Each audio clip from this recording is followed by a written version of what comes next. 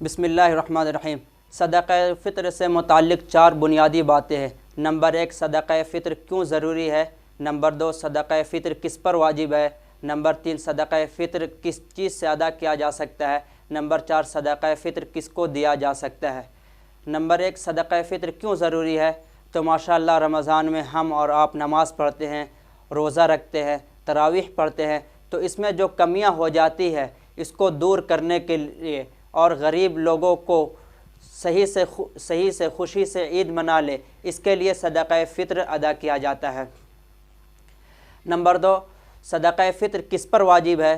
تو حدیث شریف میں آیا ہے، پیارے نبی صلی اللہ علیہ وسلم نے ایک شخص کے ذریعے مکہ کی گلیوں میں آواز لگوائی کہ ہر مسلمان، چاہے بڑا ہو، چھوٹا ہو، مرد ہو، عورت ہو، آزاد ہو، غلام ہو، ہر شخص پر صدقہ فطر واجب ہے۔ نمبر 3، صدقہ فطر کس چیز سے ادا کیا جا سکتا ہے۔ تو حدیث شریف میں آیا ہے کہ اگر جو سے ادا کرنا چاہے تو 1 سا جو، جس کا وزن آج کل کے حساب سے تقریباً 3.5 کلو بیٹھتا ہے، اور اگر گیہوں سے ادا کرنا چاہے تو نصف سا، جس کا وزن آج کے حساب سے 1 کلو 692 گرام بیٹھتا ہے، جس کی قیمت 40 روپے مقرر کیا گیا ہے۔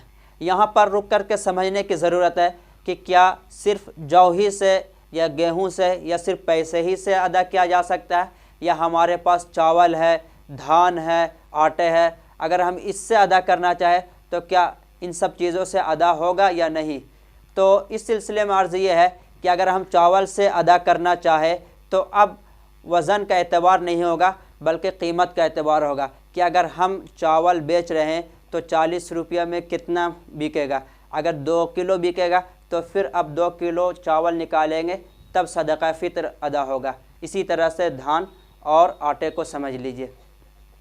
نمبر 4، صدقہ فطر کس کو دیا جا سکتا ہے۔ تو یہ بھی حدیث شریف میں بتایا گیا ہے کہ غریب اور لاچار محتاج کو دیا جا سکتا ہے، لیکن اس میں بہتر بات یہ ہے کہ اگر ہمارے رشتہ دار میں کوئی غریب ہو، محتاج ہو، تو اسے ہم دیں تو اس میں ڈبل ثواب ملے گا۔ ایک تو یہ کہ اگر ہم ان کو دیں گے تو صلہ رحمی یعنی رشتہ داری بڑھانے کا، اور دوسرا صدقہ فطر ادا کرنے کا۔ تو یہ 4 بنیادی باتیں تھیں۔ ایک اور بات ہے کہ اگر کوئی شخص رمضان سے پہلے صدقہ فطر ادا کرنا چاہے یا عید کی نماز کے بعد صدقہ فطر ادا کرنا چاہے تو کیا ایسے شخص کا صدقہ فطر ادا ہوگا؟ تو ایسے شخص کا صدقہ فطر ادا نہیں ہوگا۔ صدقہ فطر ادائیگی کے لیے ضروری ہے کہ وہ رمضان میں ہو اور عید سے پہلے ہو۔ ایک اور بہت اہم بات جو ہمارے اور آپ کے ذہنوں میں بیٹھی ہوئی ہے وہ یہ کہ ہم کہتے ہیں کہ عید میں نیا کپڑا ہونا، کوڑا کپڑا ہونا ضروری ہے، جبکہ شریعت میں اس کی کوئی اصل نہیں، کوئی حقیقت نہیں ہے۔ کتابوں میں جو مسئلہ لکھا ہوا ہے وہ یہ کہ ہمارے پاس جتنے بھی جوڑے کپڑے ہیں، 4 جوڑے 5 جوڑے، اس میں سے جو اچھا کپڑا لگے اس کو عید کے دن پہنا جا سکتا ہے۔ لہٰذا یہ کہنا کہ عید کے دن نیا کپڑا ہونا، کوڑا کپڑا ہونا شرط ہے، ضروری ہے، اس کی کوئی حقیقت نہیں ہے۔ اسی میں ایک اور بات یہ ہے کہ ہم سمجھتے ہیں کہ عید سے پہلے رمضان میں جتنے چاہے 4 جوڑے 5 جوڑے 10 جوڑے کپڑے لے لے تو حساب نہیں ہوگا، باقی اگر عید کے بعد لیتے ہیں، بقرعید کے بعد لیتے ہیں، محرم کے بعد لیتے ہیں تو حساب ہوگا۔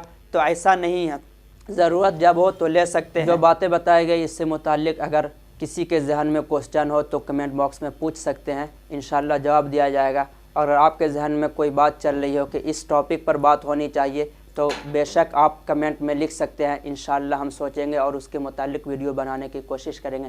تب تک کے لیے والسلام، اپنا خیال رکھیں، اپنے گھر والوں کو خیال رکھیں۔